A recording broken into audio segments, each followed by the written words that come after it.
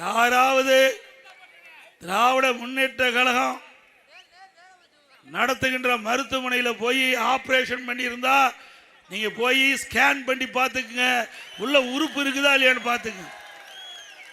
ஆமாங்க, ஏன்னா நாமக்கல்ல மாவட்டம் குமராபாளையத்தில் ஒரு பெண்மணி உடல் சரியில்லா போச்சு.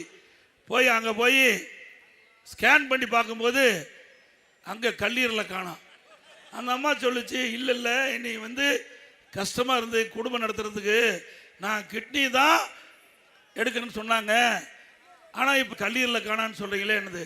அப்படி இந்த திமுக மருத்துவமனைக்கு போனால் எது காணாமல் போகுமோ தெரியல, எல்லாம் போய் ஸ்கேன் பண்ணி பார்த்துக்கு.